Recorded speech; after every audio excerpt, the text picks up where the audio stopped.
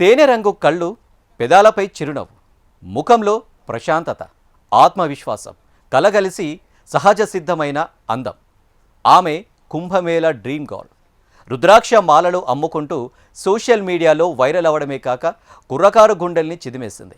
ఆమె viral craze చూసి పలువురు దర్శకులు సినిమా అవకాశాలిచ్చారు. అలా పలు సినిమా షూటింగ్లో హోయలు పోయిన ఆమె నేషన్ క్రష్గా మారింది. ఇంతలో ఆమె ప్రేమ, పెళ్లి పెను సంచలనంగా మారింది. పలు వివాదాలు ఆమెను చుట్టుముట్టాయి. ఈ క్రమంలో ఆమె జాడ కనిపించడం లేదంటూ భర్త పోలీసులను ఆశ్రయించాడు. మరోసారి ఇంతలా వార్తలో నిలుస్తున్న ఆ అందాల భామ ఎవరు? Watch this HMTV exclusive focus.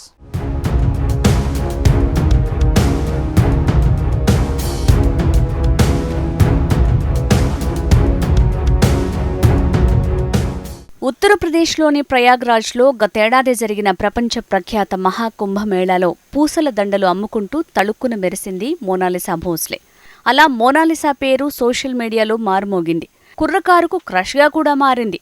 ప్రస్తుతం ఆమె పేరు మరోసారి వార్తల్లో రీసౌండ్ చేస్తోంది. మోనాలిసా ముచ్చటపడి చేసుకున్న పెళ్లితంతు వివాదంగా మారింది. ఆమె వయస్సు చుట్టూ వివాదం మరింత ముదురుతోంది. ప్రియుడు, నటుడు ఫర్మాన్ ఖాన్ని పెళ్లాడి ఫ్యాన్స్ అందరికీ సర్ప్రైజ్ ఇచ్చింది మోనాలిసా. కేరళలోని పువార అరుమనూర్లో ఉన్న నైనార్ ఆలయంలో మార్చి 11న ఆమె ప్రేమ వివాహం చేసుకుంది. కేరళ ప్రభుత్వానికి చెందిన కే స్మార్ట్ యాప్ ద్వారా వీరి వివాహం చట్టబద్ధంగా నమోదైంది. కేరళ మంత్రి వి శివన్ కుట్టి, సిపిఎం రాష్ట్ర కార్యదర్శి ఎంవి గోవిందన్ ఈ వేడుకకు హాజరైనట్లు కేరళ మీడియాలో వార్తలొచ్చాయి.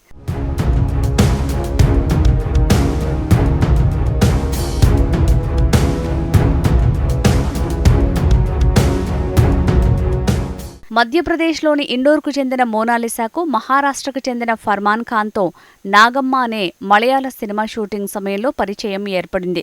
ఇందులో ఫర్మాన్ ఖాన్ విలన్గా, మోనాలిసా హీరోయిన్గా నటిస్తున్నారు. ఆ పరిచయం కాస్త ప్రేమగా మారింది. అయితే వీరి ప్రేమకు ఇరు కుటుంబాల పెద్దలు అంగీకరించలేదు. మతాలు వేరు కావడంతో మోనాలిసా తండ్రి జయసింగ్ భోస్లే ఈ పెళ్లిని తీవ్రంగా వ్యతిరేకించారు. ది డైరీ ఆఫ్ మణిపూర్ అనే సినిమా షూటింగ్ కోసం మోనాలిసా కేరళకు రాగా తండ్రి కూడా అక్కడికి వెళ్లి ఆమెతో గొడవకు దిగారు. దీంతో ప్రాణహాని ఉందని భయపడిన ఈ జంట తమ ప్రేమను కాపాడుకునేందుకు పోలీసులను ఆశ్రయించారు. తన తండ్రి విజయ్ సింగ్ భోస్లే తను చూసిన అబ్బాయినే పెళ్లి చేసుకోవాలని ఒత్తిడి చేస్తున్నారని మోనాలిసా ఫిర్యాదు చేసింది. తాను మేజర్ అని, ఇష్టమైన వ్యక్తితో పెళ్లి చేసుకోవాలనుకున్నానని మోనాలిసా తెగేసి చెప్పింది. దీంతో పోలీసు అధికారులు ఆమెకు భద్రత కల్పించారు.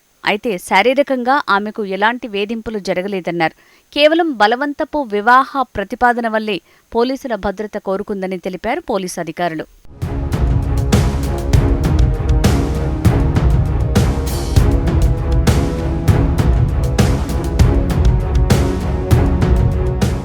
ఈ పెళ్లి లవ్ జిహాద్ అని సోషల్ మీడియాలో తీవ్ర దుమారం రేపింది.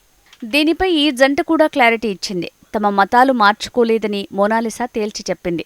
తాను హిందువుగా, తన భర్త ముస్లింగానే కొనసాగుతామని మోనాలిసా వివరించింది.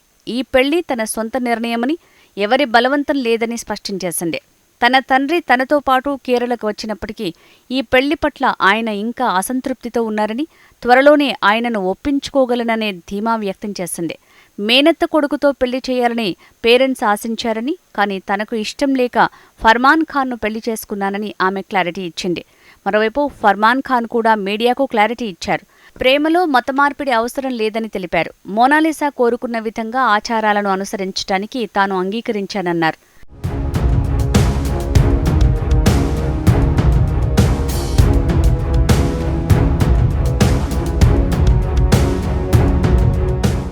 మోనాలిసా ఆనందమే తన ఆనందమని చెప్పుకొచ్చారు.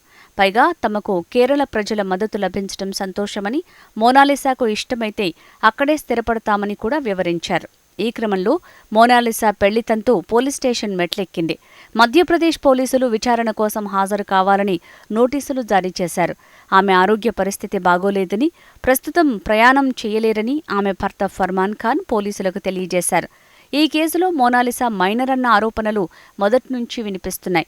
పెళ్లి సమయంలో ఆమెకు 18 ఏళ్లు నిండాయని కేరళ పోలీసులు ధృవీకరించినప్పటికీ జాతీయ ఎస్టీ కమిషన్ విచారణలో ఆమె మైనర్ అని తేలటం తీవ్ర కలకలం రేపింది.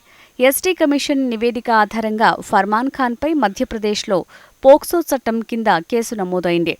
మైనర్ అమ్మాయితో వివాహం చెల్లదన్న ఆరోపణలు వెల్లువెత్తాయి. తాజాగా మధ్యప్రదేశ్ పోలీసులు విచారణకు పిలువగా ఫర్మాన్ ఖాన్ స్పందించారు.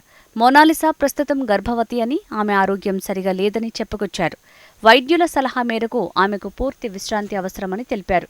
పైగా సుదూర ప్రయాణం చేయటం ఆమెకు గానీ, కడుపులో ఉన్న శిశువుకు గానీ ఆరోగ్యకరం కాదని వివరించారు. అందుకే తాము విచారణకు హాజరు కాలేకపోతున్నామని పోలీసులకు క్లారిటీ ఇచ్చారు ఫర్మాన్ ఖాన్.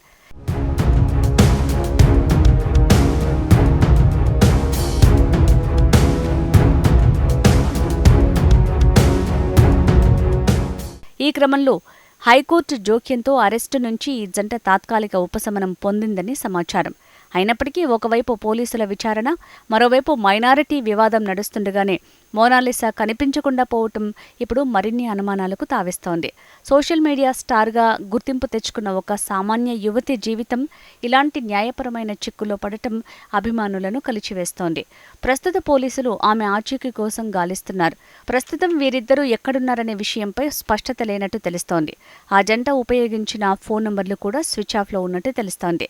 అయితే వారు కేరళలోనే ఉండొచ్చునని పోలీసులు భావిస్తున్నారు. ఈ నేపథ్యంలో వారిని గుర్తించేందుకు ప్రత్యేక గాలింపు చర్యలు చేపట్టారు.